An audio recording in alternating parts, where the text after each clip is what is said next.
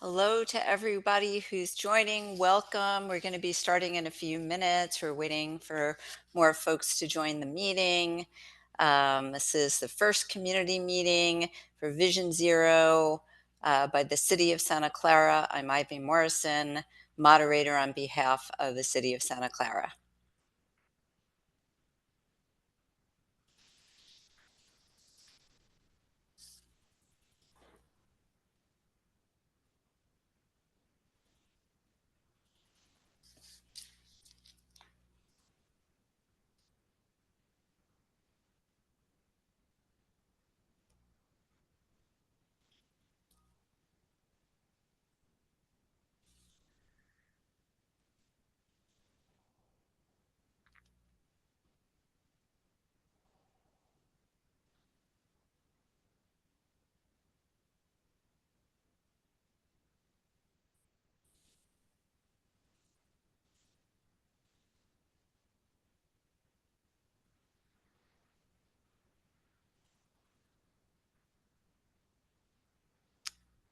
Good evening to people joining the meeting. Are you hearing feedback? Yes, Ivy, I'm hearing some feedback.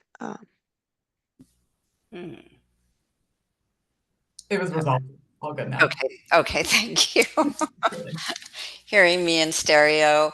Good evening to those who are joining the meeting. We're waiting for a few more folks to join and we'll get started shortly. This is the first community meeting hosted by the City of Santa Clara for the Vision Zero project.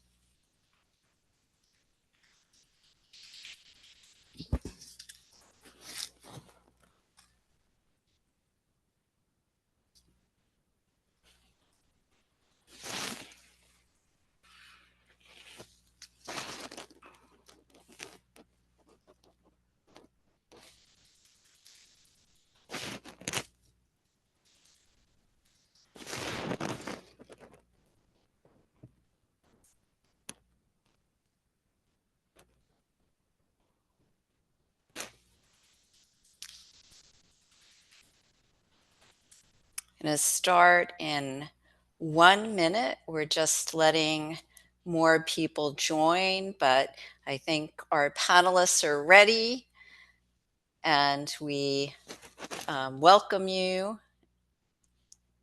And 1 more minute and we'll get going.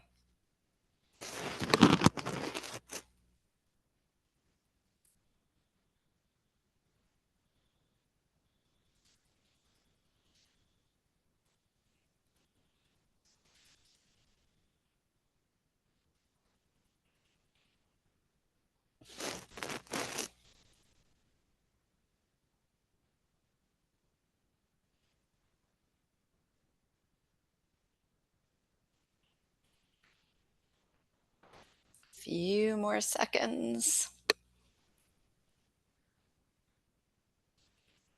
Okay, let's get started.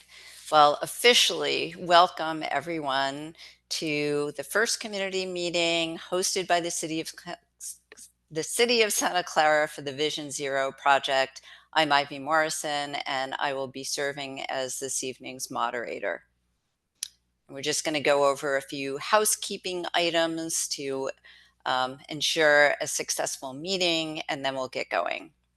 So welcome. Thank you for being here. This meeting is being recorded, and the recording will be posted on the project website.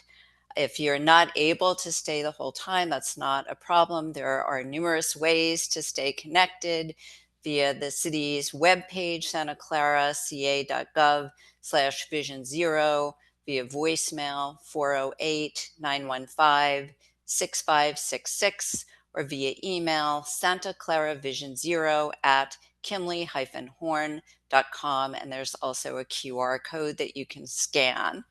So it gives you lots of ways to stay connected. Next slide. So just a few reminders about using Zoom. If you would like to rename your name, if you want to use your first name and your last initial, that's fine. You can simply click on the participants button and make that change.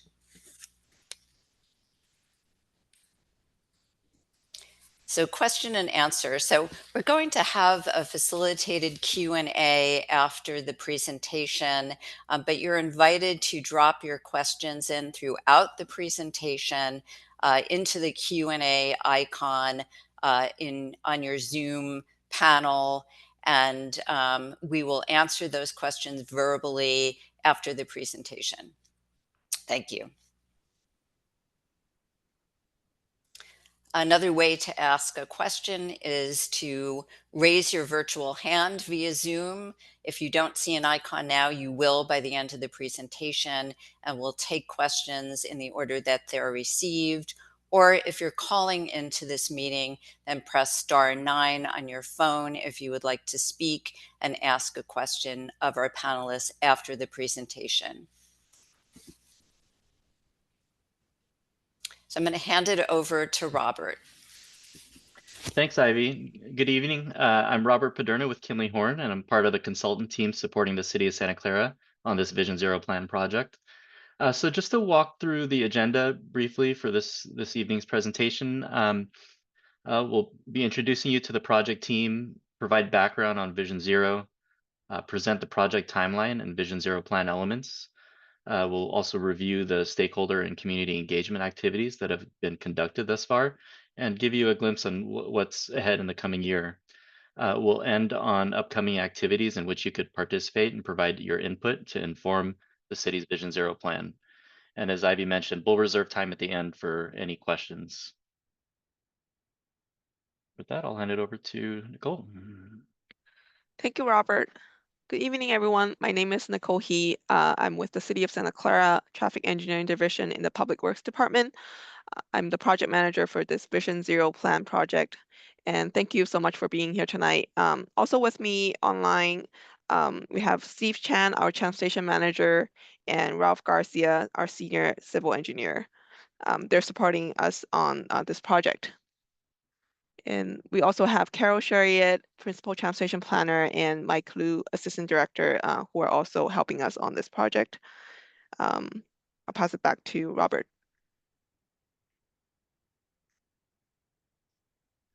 All right, so now we're ready to dive into our first poll question. So Ivy is going to walk us through. Sure.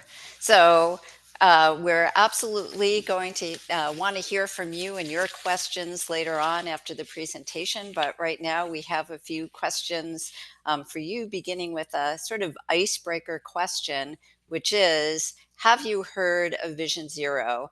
And we're going to give you just a few seconds or so to answer. And it looks like everybody has responded, so we can share the results. And the results are yes, that everybody has heard of Vision Zero. So that's great. We're going to stop sharing and go on to the next slide.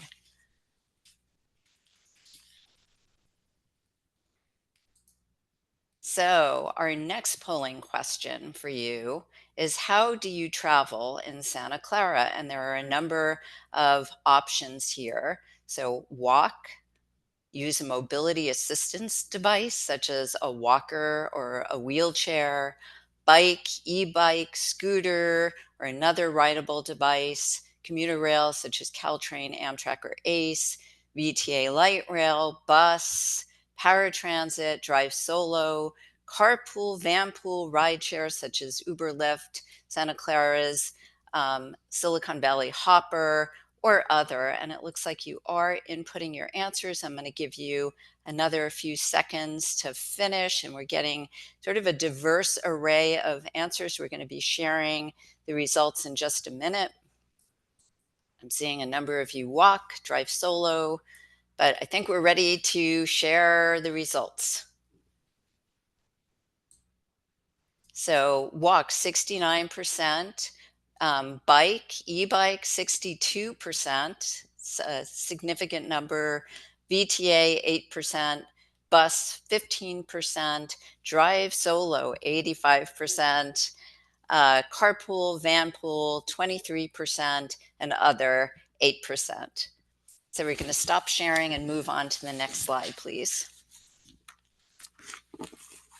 All right, thanks, Ivy. So what is Vision Zero? Vision Zero is a strategy to eliminate all traffic fatalities and severe injuries on the city's roadway network. It's really a bold initiative and commitment on the city's behalf to make Santa Clara streets safer for all road users. It's built on the foundation of the Safe Systems approach, which is shown in the graphic to the right. And the Safe Systems approach has 6 key principles that I wanted to take a moment to walk through. First and foremost, death and serious injuries on the city's roadways are unacceptable and preventable. Humans make mistakes, and the transportation system should be accommodating and forgiving, such that crash outcomes can be non-life-threatening. Humans are vulnerable, particularly our pedestrians and bicyclists, and based on the poll results, that comprises a large proportion of our motoring public and the public at large. So certainly important to acknowledge and acknowledge that humans are vulnerable, and that's certainly a big component of the Vision Zero plan. Responsibility is shared, and it's shared among all stakeholders. Whether it's the owning and maintaining agency, road users, we all play a very important role in sharing that responsibility. Safety is proactive, so we need to emphasize proactive safety improvements and initiatives such as this Vision Zero plan, and not be reactive and waiting for crashes to occur before actually taking action. And last but not least, redundancy is crucial. Strengthening the transportation system to accommodate human mistakes is a key element of that. This could be accomplished through providing, say, multiple layers of safety measures on a particular intersection or road segment. All right. So as far as the goals of the Vision Zero plan and this project, the overarching goal is to develop a Vision Zero plan that will lay the framework and foundation for roadway improvements, policy changes, new programs, updates to current programs and policies, and public engagement through safety campaigns such as you may have seen the corridor signs that were installed throughout the city that's shown on the graphic to the right. And that's really to raise awareness of this effort. The goal to zero will not happen overnight. I think we all acknowledge that. It'll take a dramatic shift in safety culture, and that's from all road users, whether it's from the folks driving, walking, and biking. Drivers, pedestrians, and cyclists remaining attentive at all times and following the rules of the road. And also, designing for engineers and planners, designing infrastructure that could be more conducive to the Safe Systems approach. We all have a role, again, in changing the safety culture, not only in the now and in near term, but also for the next and future generations. So with that, I wanted to present some of the preliminary crash data. We've collected crash data over an 8-year period, and that's spanning 2016 through the end of 2023, so a full 8-year data set. What this graph presents is a trend of fatal and severe injury crashes, which, as you can see, has generally increased over the 8-year period. Over this period, 46 people unfortunately lost their lives in traffic crashes on city streets. Of those 46, 16 were pedestrian-involved crashes, which comprise of 35%, and 3 were bicyclist-involved crashes. On the next slide, similar data set, but this graph presents crash trends, including all crashes, not only the fatal and serious injury outcomes, and it also includes the property damage only crashes. So looking at the trend here, you can see that there's a little dip in 2020, and that was the time during the pandemic, and in the years since, it's been climbing up steadily ever since. We'll have much more data and information regarding the crash data analyzed to share in the upcoming community meetings, but wanted to highlight these areas of, and that'll highlight the areas of emphasis and inform priority locations for safety improvements. And we'll speak to that in the next few slides.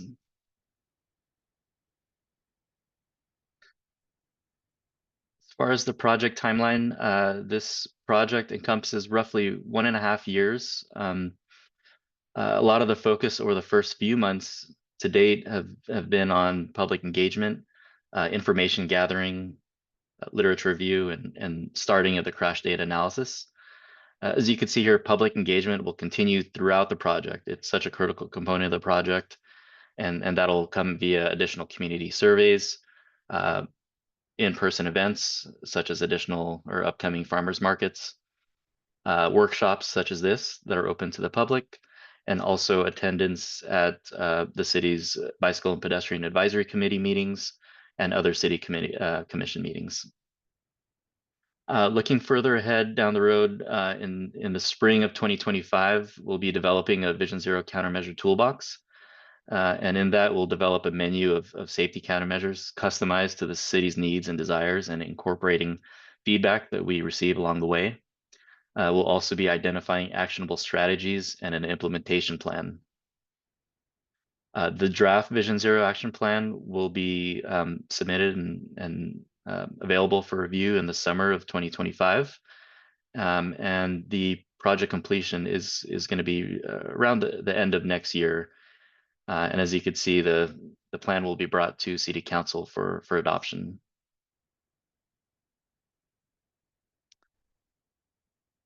Just speaking to some of the main elements of the Vision Zero plan, it comprises of 8 key elements: the leadership commitment and goal setting, strategic planning, which includes incorporation of other projects and strategies, such as the Bicycle and Pedestrian Master Plan, the general plan, and other efforts, really to align various efforts and create synergy between the future implementation efforts.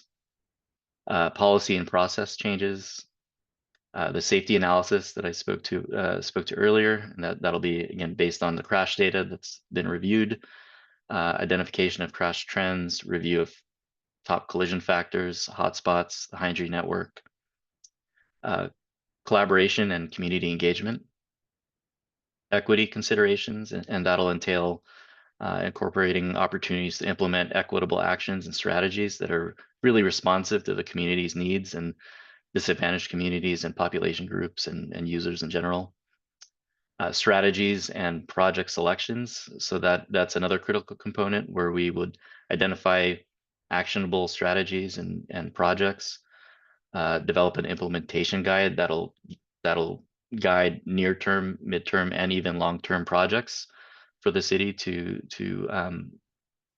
seek grant funding for and look for ways for implementation efforts moving forward.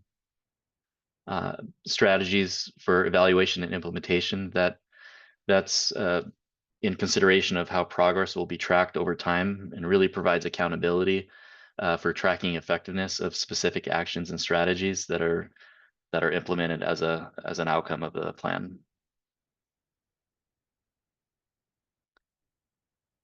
All right, as far as the stakeholder engagement, we have identified in collaboration with the city and partners and stakeholders, I should say, we've identified and met with several stakeholder groups to provide input on safety challenges and opportunities. And that includes city commissions such as the Bicycle and Pedestrian Advisory Committee, Parks and Recreation, Senior Advisory Commission, and Youth Commission. We've also enlisted the help of the Vision Zero Working Group, who will play a pivotal role in development of the Vision Zero plan. And that group is comprised of a multidisciplinary team. And you can see on the right, there's a list of representatives, including city staff across multiple departments, the various city commissions, our partners from neighboring agencies in Sunnyvale and City of San Jose, members of the education community, including Mission College, Santa Clara University, Santa Clara County Departments of Public Health, Roads and Airports, and also the Santa Clara Unified School District, Silicon Valley Bicycle Coalition, and our partners at Valley Transportation Authority.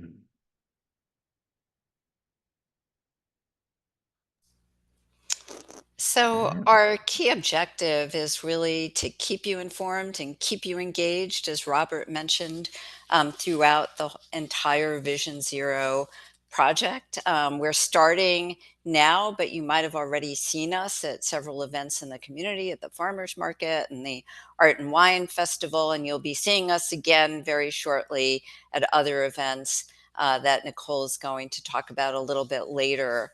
To stay informed, we have a dedicated project webpage, santaclaraca.gov/Vision Zero. There is a survey underway. Robert will talk about it in a little while. As I mentioned, there are outreach events and pop-ups. We're really trying to reach people where they are. Community workshops, additional community workshops similar to this one, BPAC meetings, which of course are open to the public, as are commission meetings, and a plethora of information from fact sheets to social media to flyers to corridor signage, all to keep you informed and engaged and give you multiple avenues for providing input. So that's a good transition to our next slide, please, which is another poll. So, what is your top safety challenge as a pedestrian traveling in Santa Clara? And the answers, the possible answers are distracted drivers, not stopping at stop signs or red light running, lack of access for people with disabilities, not enough time to cross the street. There are too many lanes of traffic, for example, and the streets are too wide. Another option is pedestrian safety in school zones in particular. Not enough street lighting, narrow, broken, or missing sidewalks, drivers failing to yield. I'm already seeing responses. Great. Pedestrian crossings, unclear, faded signage and striping, unsafe and unlawful use of e-bikes and e-scooters. So I'm seeing lots of activity as you provide your answers. We're going to give you a few more seconds and we're going to share the results with you. And let's see, we're getting to critical mass. 3 more seconds.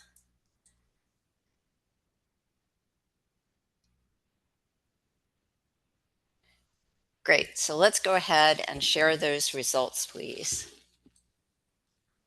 So going to the top, distracted drivers, 25% of you said that this is a top safety challenge as a pedestrian traveling in Santa Clara.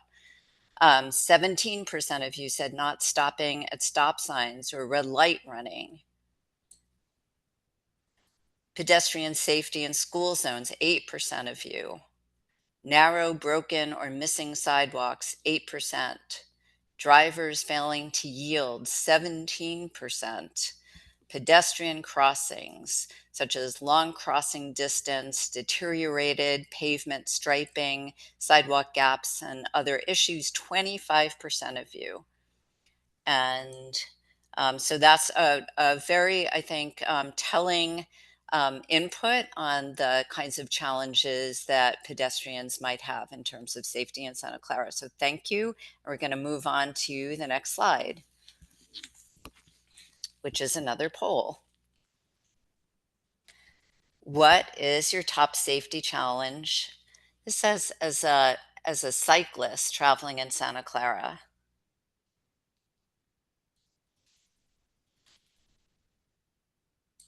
So if we could, let's see, okay. Narrow or missing bike lanes, unsafe, unlawful use of e-bikes or e-scooters, some of the similar questions as pedestrians, speeding of vehicles, distracted driving, poor pavement conditions. So I'll give you a few seconds to answer and we'll share the results in 3 seconds.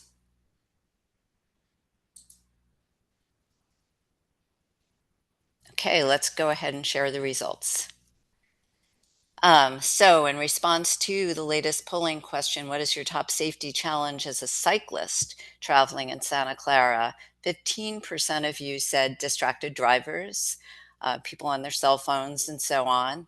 Narrow or missing bike lanes at intersections or along streets, 46% of you.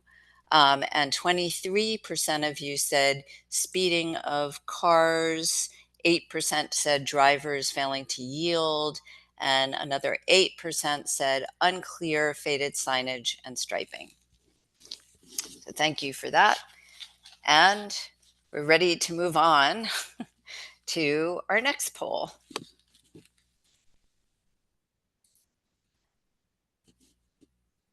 So, what is your top safety challenge as a driver traveling in Santa Clara? The options are traffic sign or signal violation, people running red lights, unclear faded signage and striping, speeding of cars, distracted driving, that's sort of a common theme. View is blocked when turning. So we'll give you a few seconds to complete your responses, and we will share them in momentarily.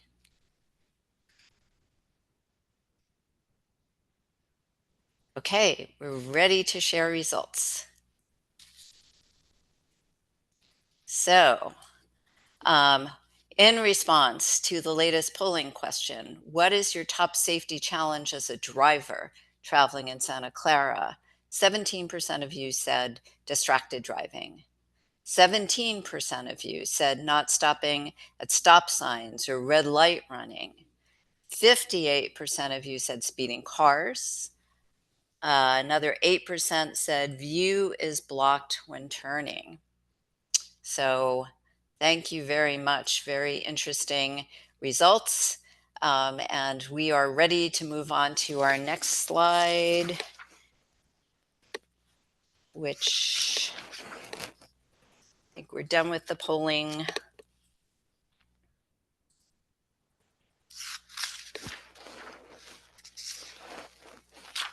So I think we need to change a slide, and Robert's going to jump in. All right, thanks. Thanks, Ivy.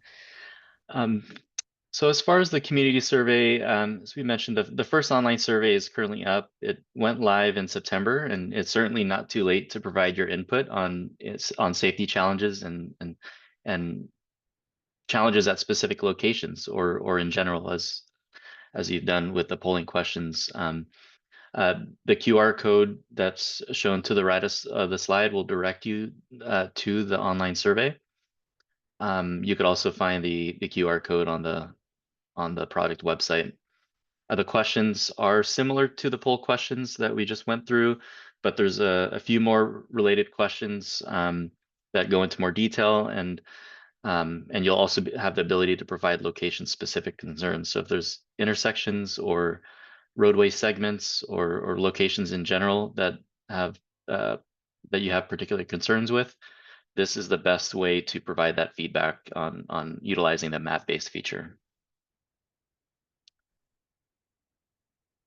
All right, so just a few logistics on how to navigate the online survey. As shown in the screenshot here, you'll see the map. You will have an ability to add a marker with a click of a button and place that marker on a particular location of interest with that safety challenge.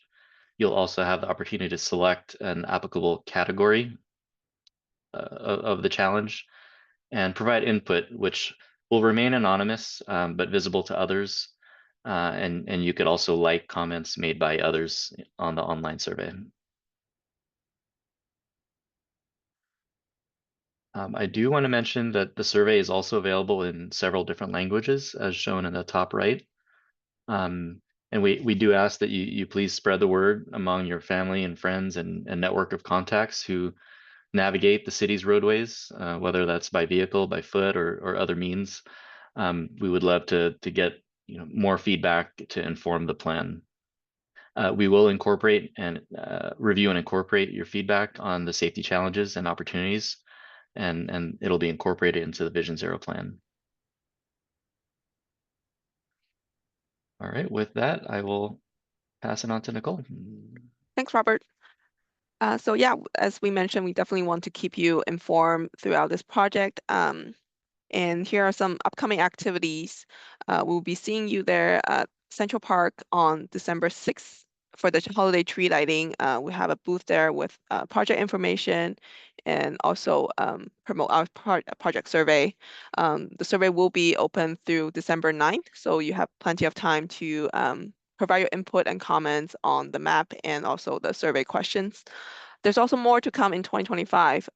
This is a year-long process. We'll be sharing more details and results about the collision data analysis, the survey results, and any draft recommendations for your input.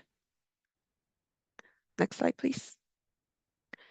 And we have several ways to for you to get involved. As Ivy mentioned, we have a project webpage. If you haven't signed up for updates, I highly recommend you. We'll be sending periodic email updates so that you can stay informed about our community meetings and any project deliverables. You can also send us an email at Santa Clara vision0@kimley-horn.com. If email is not your thing, you can also call and leave us a voice message at 408-915-6566. And there will be multiple rounds of future community meetings. So we definitely want to keep you informed and of any progress. And we would love to have you share this project within your communities. This affects everyone, whether or not whether you say work or live in Santa Clara. This affects everyone's safety on the street. And if you haven't seen our project webpage, we also post a lot of the useful bike and pet safety tips on the project webpage, so you can share that with your family and friends too. And with that, I think we will pause and then open up for Q&A.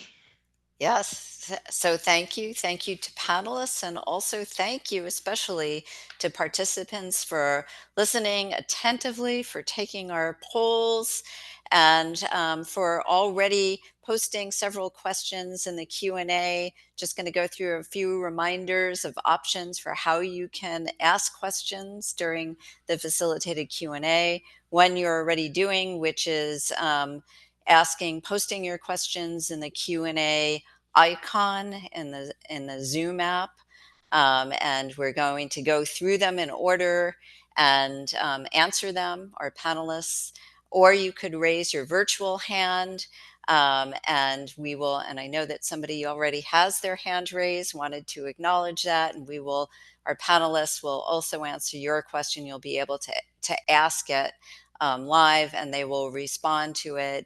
And then just a reminder that for anyone who might be on the phone, I'm not sure if we have any callers, but if we do, please press *9 on your phone and you can ask your question to our panelists that way. So now we're going to start. We have our first question that came in through Q&A, which is not attributed to any particular individual. It's a good question, which is, what would help to identify issues as a report out, please, and what the data says causes accidents, albeit too many are near misses that never get tallied on our street. Virtually every day you can observe them. So thank you very much to the person who submitted that question. And I believe that Robert is going to provide a response. Yeah, thanks. Great question. And do want to mention that we do the collision data that I referenced earlier. That's based on collision data generated from police reports. So that in aggregate will be summarized and it'll be reviewed and summarized in a format that presents crash profiles, and we'll be able to speak to that more specific crash trends, causes of crashes, involved parties, whether that's vehicles, bicyclists, and pedestrians. So we'll have a multitude of graphs and charts to show as we dissect the data in the upcoming meetings. But it is important to acknowledge, and you bring up a good point, that near misses, they happen, much more frequent basis than crashes. And it's certainly we certainly acknowledge that. That's where feedback from not only the community but city staff, the broader stakeholder group. We work very closely with the city's police department too, and they have a really good sense of where the near misses and close calls often occur. So collectively, with all that data, we're able to analyze locations that may not have the crash history. That's, again, coming from crashes from the police reports, but really looking at locations that are of concern that have some of the crash frequency, or the geometric similarities geometrically from locations that perhaps have experienced the high frequency of collisions. So we take all that into account, and that's where your feedback is extremely critical.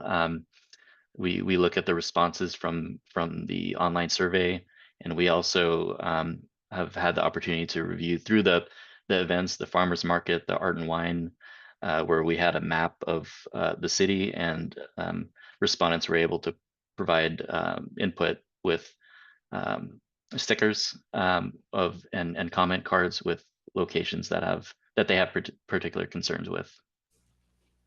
Hotspots, thank you. And thank you very much to the person who asked the question, and to you, Robert, for answering. A somewhat related question is from Betsy Megas, who comments that a bunch of people who bike to work in her office are all fed up with the same intersection. Is it better for everyone to like one pin, talking about that interactive map that you were mentioning, or add more pins to the map? It seems like the only way to add a comment is to add a pin. So that's another Robert question. Yeah, good question. With the online platform, there's a variety of ways. You could put multiple pins at a particular location. You could also like the same comment if you're in agreement with that, and we will tabulate that, the number of likes for a particular comment, and that'll be incorporated into our assessment, and so that's another way, utilizing the like feature to provide support and agreement on a particular comment, because as you noted, it could get rather cluttered at a particular location.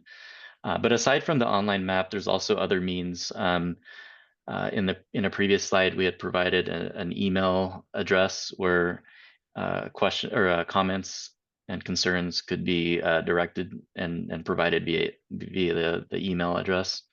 So that's another way we encourage feedback.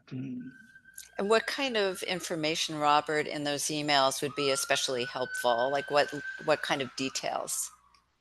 Yeah, certainly the location and the particular concern, whether it's and looking at the comment again, it's bicycle related. So they're if it's exactly, yeah, what mode is of particular challenge, and if there's a specific concern, including some of the ones that we mentioned on the survey, whether it's lacking facilities, too narrow of a bike lane, uncomfortable bike facility, etc. So the more specifics, the better. And even photos, maybe. I don't know if the email would accommodate that, but that would help. I'm seeing head nodding. Yeah, sometimes a photo goes a long way. Yeah.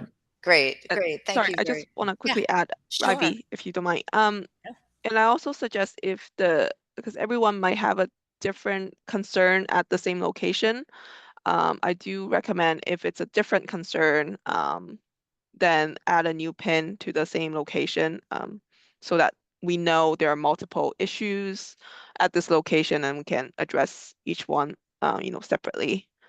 So they really depend on your comment and concern at that location. Great. Thank you. Next question. Natalie Hernando would like to ask, what are your priorities, City of Santa Clara, for the Vision Zero project? Fixing sidewalks, changing streetlights, etc. And I feel like we may not have an answer to that question. We're gathering that data now, but I'll let the city and others answer that question. Yeah, certainly. Thanks, Ivy. I can take this one. So in terms of the priorities, this is one of the action that we will be, taking when we are developing this plan. We want to hear from communities what your priorities are. Certainly, we have limited, resources to complete and implement everything. So we definitely want to know in a short term and versus in a long term, what can we do to achieve this Vision Zero goal? And I also want to say that it's not just infrastructure improvements. There are other elements that we're looking at, for example, education, encouragement, and enforcement. So at a later phase of this project, we'll be bringing you a list of recommended policies, programs, strategies, and projects. What are your priorities and what actions do you want city to take first to achieve this goal, in a shorter term versus a longer term. So there'll be more to come, like I said, at future community meetings. So yeah, stay tuned. So another opportunity for public input to help determine what those priorities are. Excellent, thank you. So I'm going to go to, I see another question by Betsy. I see one from Ken, so I'm going to go Ken Kratz. I'm going to go to that one, and then I'm going to go to the people who have had their hands very patiently raised. So first I'm going to go to Ken Kratz, who submitted, I know you have your hand raised, but you also asked a question via Q&A. So let's go to the Q&A question first. I'm going to read it. How will the effectiveness of the program be determined? Do we take into account the number of motor vehicles who use our roads and how that number changes in time? Crash numbers of motor vehicles by way of example, I guess. And I think, Robert, you are queued up to answer that one. So why don't you jump in? And thank you for the question, Ken. Yeah, thanks, Ken. I could answer it, and Nicole and others could chime in if needed. But yeah, the effectiveness of the program, obviously being a Vision Zero, we'd like to see the trends, particularly the fatal and serious injury crashes, trend towards zero at the target year. But we'll also be looking at a multitude of data. And it'll be measured in a variety of ways, specifically for each of the strategies and actions that are identified as part of this plan. And that development of the actions and strategies is going to be very collaborative with the stakeholders and members that I mentioned earlier. We are also, in conjunction with that, going to be establishing performance measures or metrics. And that'll help us quantify how things have been improved with implementation of, the various actions that are identified and implemented. So it is premature at this point, based on that we don't have actions identified, but that's certainly going to be a critical component of this project moving forward. And we seek your input on that element of it. Let's see. Did I answer that? There were a few follow-up questions, but I think just because Tessa has had her hand raised for a while, we're going to go to Tessa, and then we'll come back, I promise, to both Betsy and Ken, who had some follow-up questions. So thanks very much for keeping the conversation going. And if we could let Tessa ask your question, Tessa. Hey, good. You can hear me? Yes. Okay, Yes. good. Thank you, sweetie. Yeah, I guess I ride my bicycle from San Jose down heading to the farmer's market by Kaiser.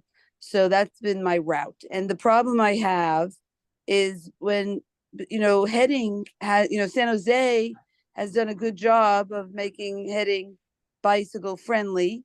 And then you get to Santa Clara after Prune Ridge, when it turns into Prune Ridge, and there is, Prune Ridge needs the bike lane. That's what I'm saying.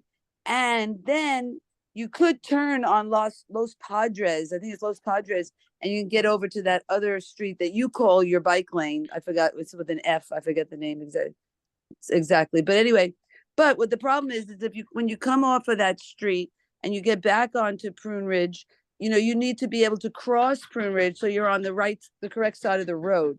There needs to be a crosswalk there at, that you could cross and be on the correct side of the road versus having to ride, on the sidewalk back to wherever to get to the light. So do you understand what I'm talking about there? Hello? Yes. Yes, I see Nicole nodding her head. Thank you very much for your patience, Tessa, and for the good question. Nicole, did you want to take this question or? Sure. Okay. Yeah. Great. Yeah. Thank you for that feedback, Tessa. The city has developed the complete streets plan for Prune Ridge Avenue. So we've already completed the planning study. The next phase is to get design construction, and city is very actively looking for funding to move on to the capital phase to design and construct bike lanes on Prune Ridge. We do recognize the need of making cyclist connection between adjacent cities. That's why we invited also City of San Jose to be part of our working group, so we can coordinate and discuss any projects that cross different cities when we actually develop the final project list and action items. But your comments taken, yeah, we So include that. when is the estimated time that, I know, because even a couple of years ago, I came to a meeting about Prune Ridge Right. getting a bike lane. And so I supported that. But what's happening with that? What is the estimated time of arrival? I can't give you a exact date yet because again the project needs more funding to move on to the design phase. We really need to look for grant funding to support that. Right. And that's move that what's so forward. frustrating. It's the same thing with the city of San Jose. This grant funding to get bike lanes, I don't think we do grants to, repave the roads or to stripe it for the cars. I mean, everything we do for cars, I don't think we're looking for grants, when we do that. But that's a sad reality. So I don't know how we can change. We need to have it in the budget to do these kind of improvements because what is it called? That's the job of our government, is protect us from harm. And so creating bike lanes does that, and it shouldn't have to go to a grant and have a cookie sale to get that. Yeah, thank you for that comment. Yeah. Any chance of more support for that versus having to get a grant? So the project is a pretty large scale because we identify both pedestrian and cycle bike improvements. At this point, as far as I know, we don't have enough funding to make it happen at this point. But we are on our side, it definitely needs some grant funding to fully implement the project. And we're working on a lot of applications for this one. So okay, good. yeah, And that would that's go the all best the I way can. to go all the way to Lawrence, or even further? Is that what it would be? All the way? Is that what you see? Is that the goal? I think for Prune Ridge, Well, all the way to we're Apple looking. or something. I don't know how that goes, but Yeah, anyway, the one we developed was from Pomeroy to Winchester, which is near the San Jose border. I see. Not all the way to Lawrence, though. You're not going to go all the way on Prune Ridge. Correct, as of the adopted Prune I see. Ridge But plan. what is that street that you call your bike lane with an F that's off of Los Padres? Isn't that, you know what I'm talking about? That you call that your bike lane with an F?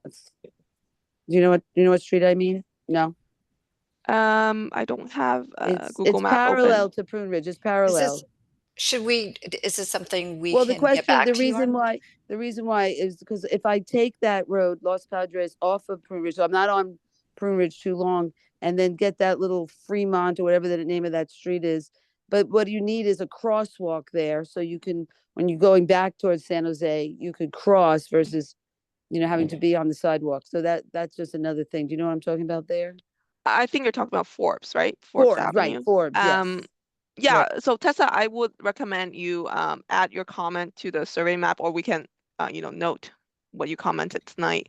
And we are noting Yeah. Okay, all of good. the comments, and we're Good. also, just so you know, for you and all participants, we're doing sort of a composite of the questions as well as the responses. It's going to be a living document, and it's going to be posted on the city's webpage in the next week or so. And there's email, there are other ways of continuing the questions and the dialogue, and we greatly appreciate the thoughtfulness of yours and all of the questions. So Okay, we're going good. to So thank that's good. So you. basically, that's just that crosswalk coming off of Forbes on Los Padres to cross Prune Ridge when you get off of Los Padres and you need to go back towards San Jose to have a crosswalk there. That would be great. Okay, good. On Prune Ridge. Right. Off of Prune. Okay, good. Thank you so much. Appreciate your help. Thank you. Okay. Thank Bye-bye. you very much. We're going to forge ahead. Thank you for that. Good discussion. So we're going to go, I'm going to take these. There's some people who haven't had an opportunity to have their question asked yet. So thanks for your patience. Tom Freitas has asked about right turn on red. This is a problem. And contributes to a near miss and collisions. I'm sorry. There are electric signs that address this issue. Will this problem include these signs? Yeah, I could take that one, Ivy. Okay, great. Yeah, right turn on red restrictions, that certainly falls under the engineering realm. And this plan will consider measures such as right turn on red restrictions. One element of the safe systems approach, and one that the city is certainly interested in incorporating is the kind of the philosophy of safety over speed. And when I say that, it's prioritizing safety over operational performance in many ways, and this is one example of that. So while right turn on red is beneficial from an operations standpoint, where there's concerns of right turn on red violations that are contributing to crashes, that could be a means to selectively look into restrictions for right turn on red. The plan will also include a consideration of review of city standards and utilize that opportunity to identify ways to improve design standards and design standards and also guidance. So good question, Tom. Thank you. Norlin has a question about public lighting. There are many places commenting that there are many places that are too dark. And what is the city going to do on this topic? Is this a consideration? And Robert, I think this might be another one for you. Yeah, I could certainly start that, and feel free to chime in, Nicole. That we will have an opportunity to review the crashes again over that 8-year data set, and part of that will be looking at the categorization of crashes, looking at contributing factors, and in the police reports, nighttime crashes is one data point that we look at, and really use that information to identify where, say, there's a high frequency of nighttime crashes at an intersection or roadway segment, and that'll allow us to then look at lighting conditions at select locations that are identified. So that will be a good opportunity there to review lighting. I would encourage you, if you have specific locations that are of concern as it relates to being too dark, that's another.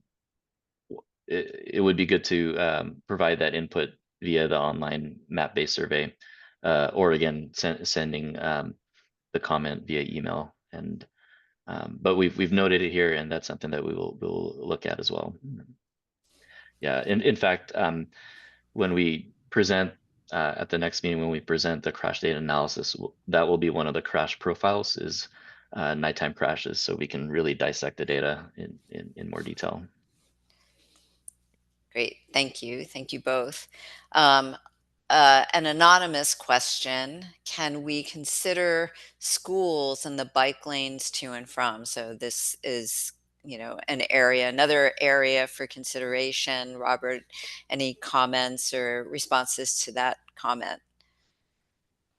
Yeah, school locations are going to be overlaid on our data analysis. So we know where all the schools are, and we'll look at the areas immediately surrounding the schools and bike lanes and infrastructure to and from. So that's another one where we'll look at the crash data, but if there's any areas of particular concern, please do provide that feedback. As on a previous slide, I had noted that part of the stakeholder group, or the working group, I should say, is members of the Santa Clara Unified School District, and that those one-on-one engagements really provide us with good information and sharing of concerns for each of the schools. So that's another way that we will receive input and incorporate that input into the plan development. Thank you. Let's see, we're going to go back to a question from Betsy. Are we looking at existing community input from previous efforts, such as the bike and ped plans, regional surveys, and other existing plans from My Santa Clara, or from the long list of traffic calming requests we've already compiled? So that is a question for you, Nicole, if you want to take it on. Yeah, thanks, Ivy. So as Robert mentioned, we do look at the past plans and also regional plans and what the outcomes of those. And yeah, as Betsy mentioned, we do have the My Santa Clara app where residents can send in traffic requests looking at various traffic calming measures or traffic issues. So these are the data that we can look in if they're not, completed. Sometimes the requests are from a long time ago and we've already addressed those. So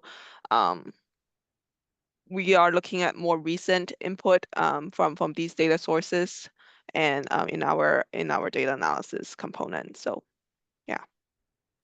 Excellent, thank you. So a few questions from Ken that look to be somewhat related. One is, will reduction in vehicle trips and miles be a goal of Vision Zero? And another, I'll ask sort of the second question, which is Santa Clara using level of service or vehicle miles traveled for analyzing motor vehicle infrastructure needs? What does each imply in terms of Vision Zero? So Robert, maybe a combination of Robert and Nicole to take those two related questions on. Thank you. Yeah, and the questions are definitely related.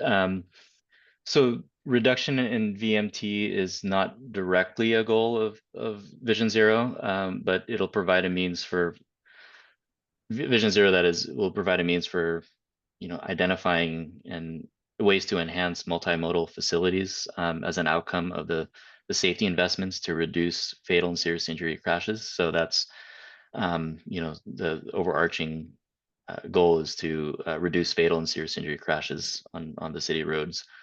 VMT and more specifically like traffic volumes, that will help inform infrastructure needs, because as we get into the phase in the project where we're prioritizing project locations, not only based on crash data, but locations with risk factors to be more proactive and incorporating feedback that we receive from the public.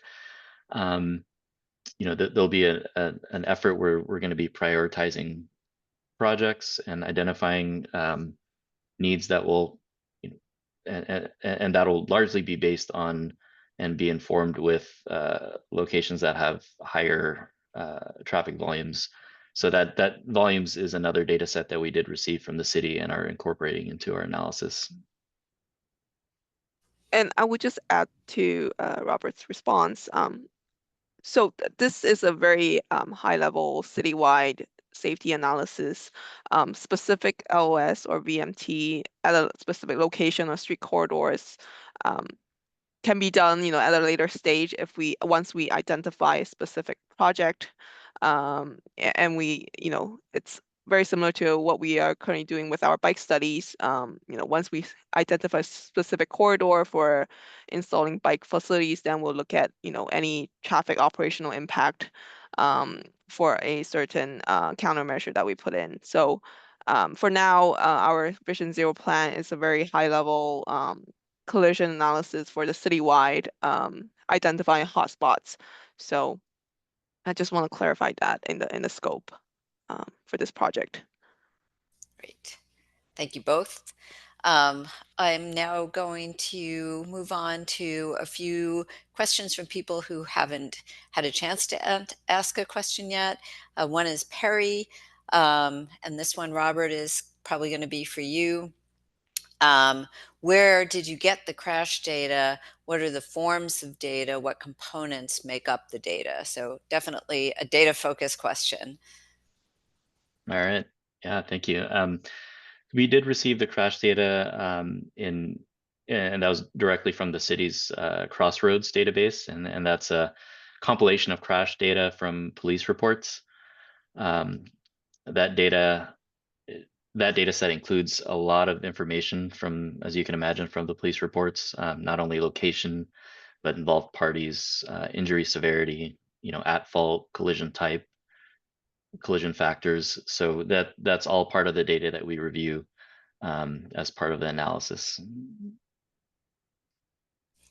Good. Very good question. I'm going to skip to Kevin Wang. Let's see who asks, and this is a Nicole question, to make walking and biking possible, how can we ensure that we have grocery stores every mile or so?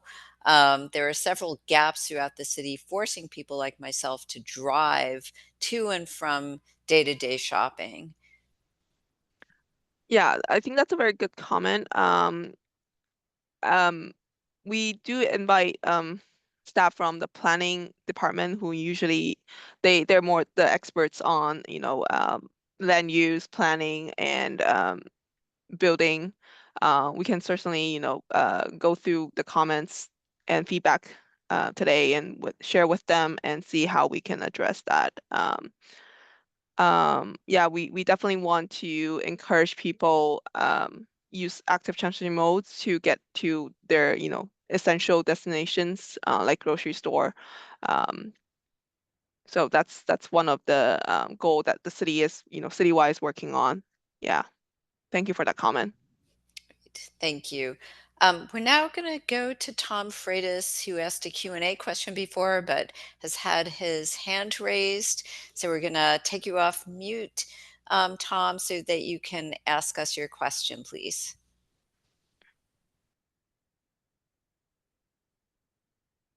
So let us know when you're able to ask your question. Yes, I have a question. Can you hear me now?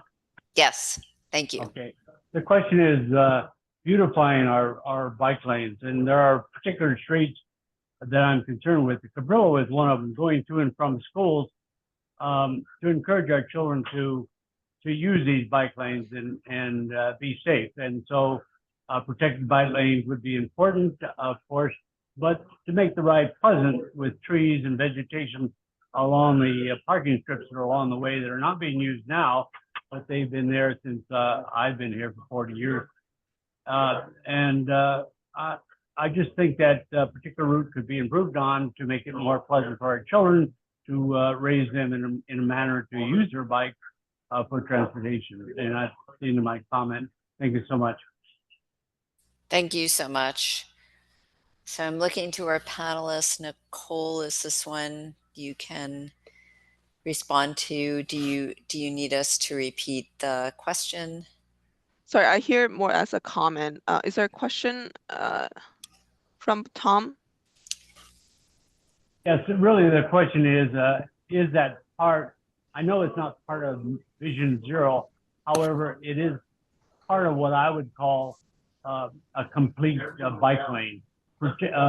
Protection, particularly for our children with barriers, and making that ride the most pleasant with the existing topography that we have. And we have along Cabrillo an excellent opportunity to improve on and to beautify that with trees and vegetation in the parking strips along the way.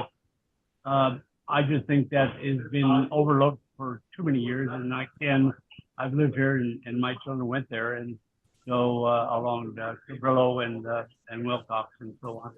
Those two bike lanes are just not the safest nor most attractive. And my question is there any plans to do that?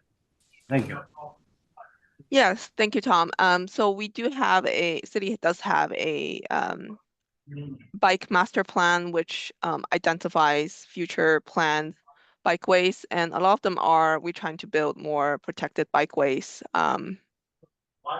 in the city. And recently we just completed a few bike studies that are around schools, and the council did approve, protected bikeways in front of the school area. So these are efforts that we're taking in, and trying to make it more comfortable and safe and convenient for children or students to ride their bikes to school areas. So yeah, we're working on our way for making it better for cyclists. So we're working on implementing the bike plan and what's Great. recommended in there. Yeah. And it sounds like bike infrastructure improvements and countermeasures are part of the toolbox of solutions that Robert mentioned earlier. So great, thank you. Thank you for the question. Thank you for the answer. Let's see, we're now going to move back. I want to make sure that everybody, and by the way, just a quick time check, it's 7:05. We definitely have time for more questions. Now is the time. So keep asking. Great questions, great answers. Gonna go back to Betsy, going to the top of the list again. Some of our most challenging and most dangerous streets aren't ours. For example, the expressways are maintained by county roads and El Camino Real, and freeway crossings are Caltrans. And the places where city streets intersect, these are larger roadways and are often a mishmash of different or intermittent bike facilities. How do we smooth out the transitions and close the gaps at these locations? And Nicole, are you comfortable taking that one on? Sure. Yeah, not a problem. Thank you for your comment and question, Betsy. So yeah, if these streets are identified in our high injury network, we will definitely note what improvements that we will be making, and we also invited county as on the working group side that county roads and airport staff is in our working group, and we will also keep Caltrans informed about any progress. Just to help, like you said, we should smooth out the transition and close the gap in communication and keep everyone, different agencies, informed of what we recommended at the end. Yeah. I will just add, if you don't mind, that Mhm. a lot of the grant funding opportunities that we mentioned that are administered through the feds and the state are really or projects that score highly in those are multi-agency applications. So those are really good means to have that partnership and collaboration with Santa Clara County and or with Caltrans for multi-agency grant applications that benefit multiple agencies, and those are highly supported by those grant programs and are really good ways to find opportunities to implement projects that cross jurisdictional boundaries.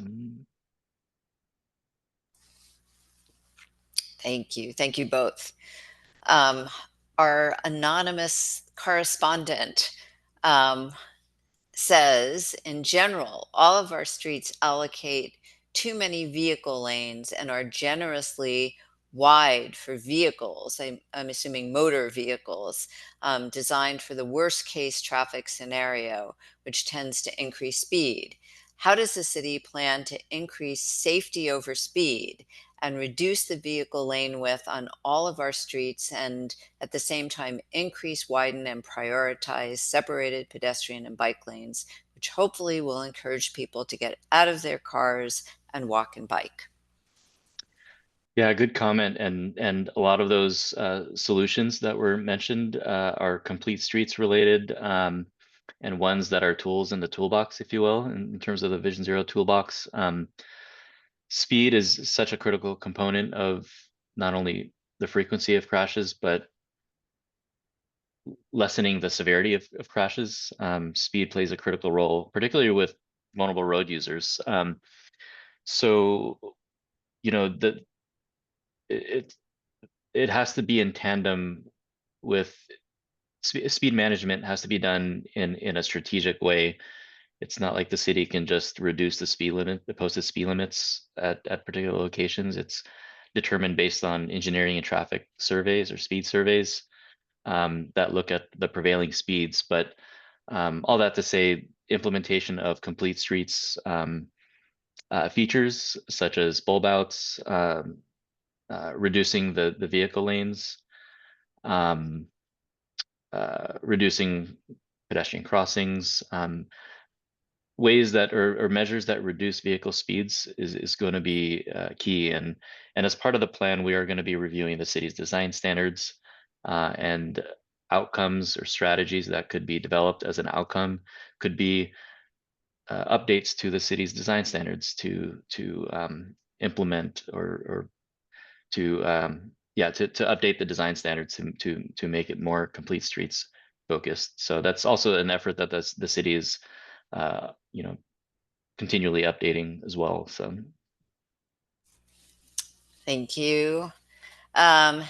Norland states that another problem is with the sidewalks, that there are many small trees that stick out a lot and don't leave much room for pedestrians. So that's a comment, not so much a question.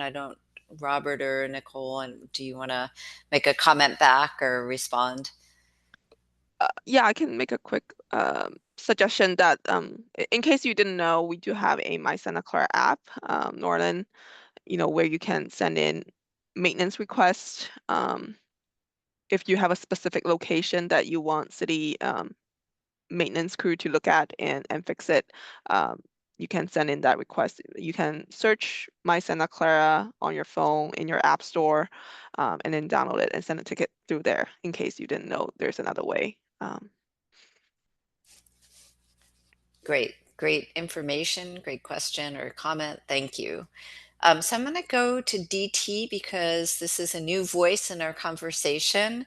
DT says, love to hear that the city is looking at more protected bikeways, but does that also include landscaping buffers and other elements?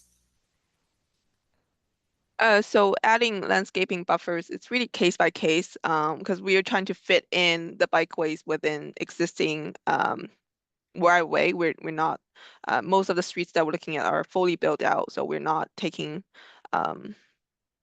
parcels to build bikeways.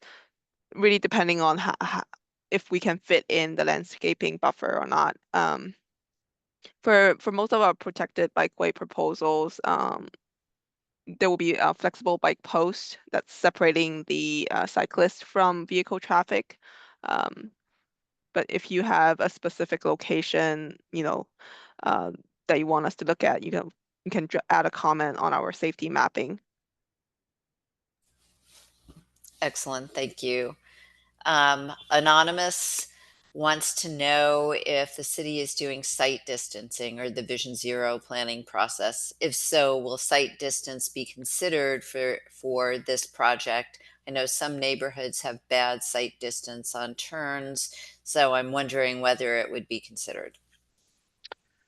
yeah, so like in terms of measuring site distance in the field, that is not a task that's part of the development of the plan. As Nicole mentioned earlier, this is more of a high level plan that'll guide future outcomes and strategies and implementations. But with that, site distance is certainly a critical component of traffic safety, and that's more of a design element that's reviewed by the city when infrastructure improvements are designed and constructed. If there's any concerns with regards to site distance, or maybe more specifically a perceived lack of site distance, I would encourage you to direct those concerns to the city. I don't know, Nicole, if there's any other, if that platform that you referred to earlier is a means to The app, provide that type of feedback. the The app. maintenance app. Yeah. Yes. Yeah. There's also yeah, you can also submit a ticket about site distancing. Sometimes it's, you know, we can look at if we can add parking restriction at certain location to make the site distance better. So if there's a specific location you want us to look at, you can send us a ticket through the app, My Santa Clara. Great. Thank you. Let's see. So Tom Freitas has a question comment directed to you, Robert, stating that he lives near Wilcox High School and Wilcox. Cabrillo. Yeah. Wilcox, I'm sorry. And there are parking strips that could be addressed, implementation of vegetation and shaded routes to make this a more attractive and pleasant ride. Encourage our new bike riders to ride to school as a way of encouraging our new bike riders to ride to school. Thank you for your response. So I think it's duly noted. Any response, comment, follow-up question from our panelists?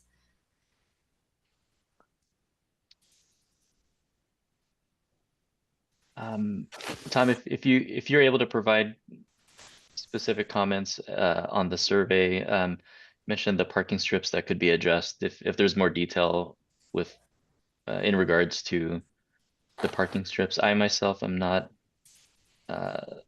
adamantly familiar with that particular location, but that's one that could be looked at. Great. Okay, And thank you. Oh, sorry. yeah, in terms of encouraging our young bike riders to ride to school, that's one where, as part of the plan, an outcome could be education focused, and there's programs that have been put in place by other agencies, including or such as a walking school bus, for example, where as an educational tool, young bike riders can be aided by adults on a given day to show the proper way to utilize the bike facilities and encourage good bike habits in terms of bike ridership. So there's a good educational component to that too. Good point. Anonymous has two questions, then we'll go to Ken Kratz, who has a comment. And just a reminder, we have just about 14 minutes left until we adjourn. So if you have more questions or comments, now is the time. So Anonymous, perhaps protected bike lanes along Keeley between Benton and Homestead would reduce Santa Clara High School teens playing high-speed chicken with dog walkers, seniors, and young mothers with perambulators on narrow sidewalks. So that sounds like a comment, which is duly noted. Another comment from Anonymous. This is actually a question. Will the city please make a concerted effort to encourage a Trader Joe's near Central Park? So, comment, question. I think this is a little bit beyond what we're Vision talking Zero, about for as yeah, Vision Zero, but we parameters. can take this back, when we discuss with our planning staff. Yeah, thank you for that question. Thank you. Ken Kratz, site distance around corners is covered by city standards. Retired public works inspector. Thank you, Ken. I don't think that, yeah, it's a comment. Thank you for that.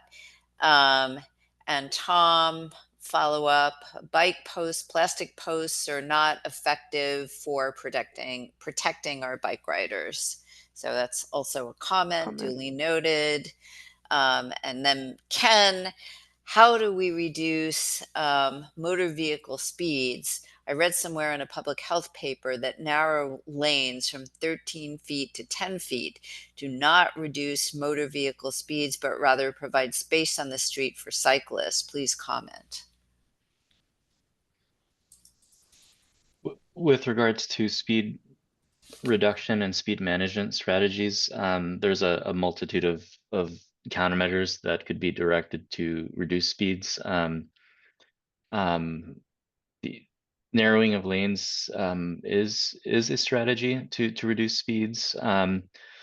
I'll have to look into that public health paper that you're referencing, but there have been numerous studies that have demonstrated that a reduction in speeds, whether it's a road diet or just simply a reduction, does promote slower vehicular speeds. Obviously, there's factors that are site specific that may play a role in that.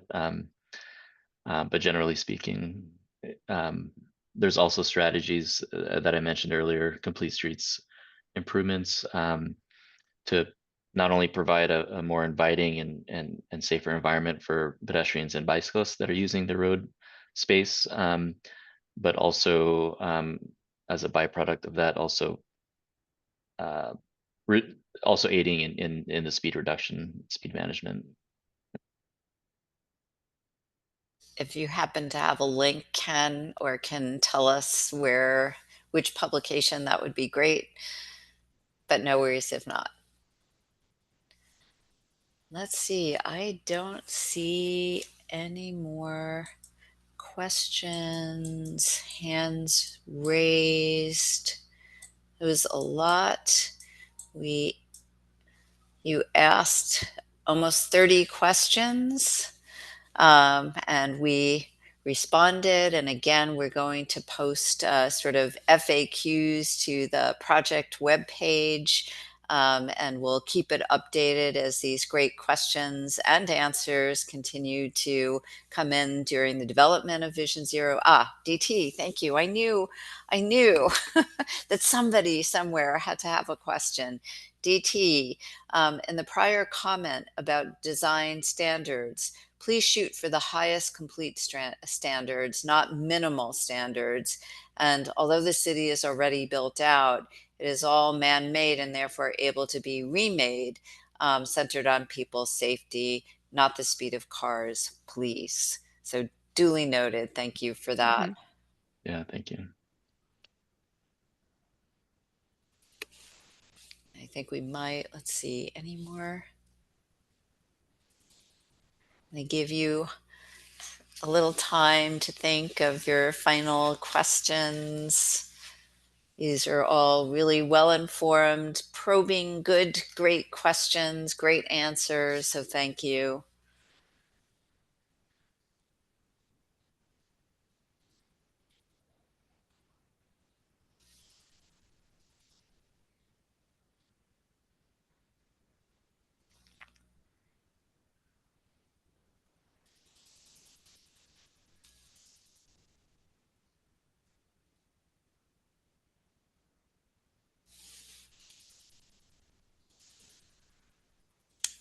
Not seeing anything else.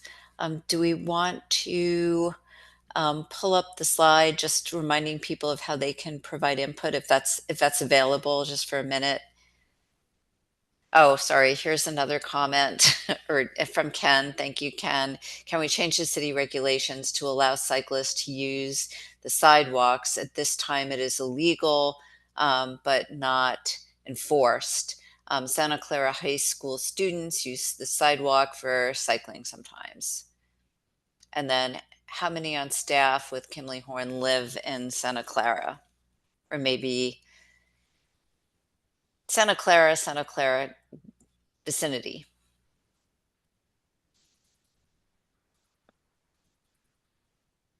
That's a DT question. Sorry, is the question asking how many city staff or Kimley Horns? It says on staff and with Kimley Horn, so both. Um, I don't know if we can give you a number, but yeah.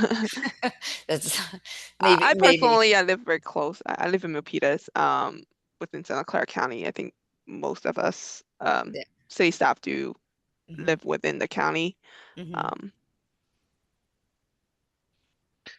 I don't know if Robert, you have a quick answer. I don't have a quick answer, unfortunately. We have several staff that live in and around Santa Clara, and we have same. Our local offices in San Jose.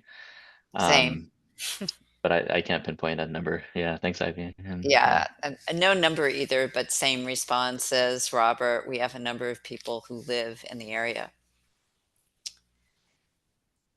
And I don't know if there is an answer to the previous question from Ken about changing city regulations to allow cyclists to use sidewalks, or if that's Yeah. one to kind of Yeah, think good about. question, Ken. That could be a consideration when we regroup as a stakeholder group, when we identify policies that could be updated to we want that we revisit. Again, these are, we're going to end up with a multitude of actions that are going to be considered, and that dialogue will include city staff and obviously and other stakeholders. So that could be brought to the table as a consideration. Great. Thank you. So thank you for pulling up the reminder slide with the different ways to learn more about the project, stay informed, as well as provide your comments and questions, project updates via the project webpage, santaclaraca.gov/vision0, via email, santaclaravision0@kinley-horn.com. Call and leave a voicemail at 408-915-6566.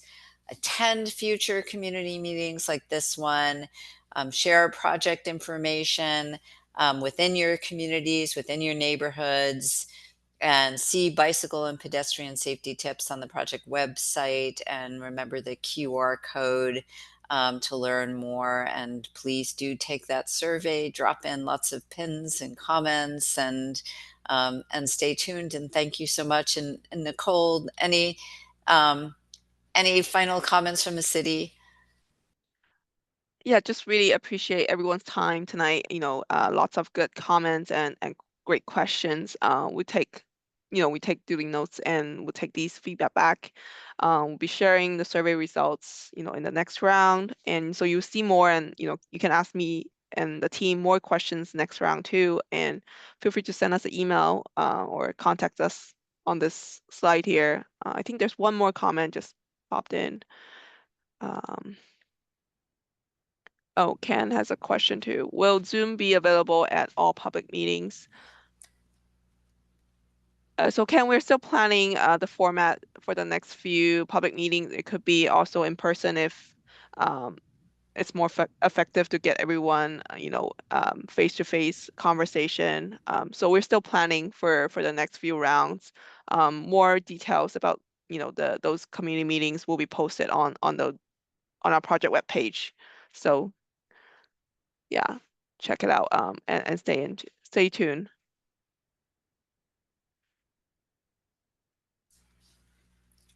Wonderful. I think with this, I thank all of our attendees. I thank our panelists, and stay tuned, stay informed, stay engaged, and we'll see you again.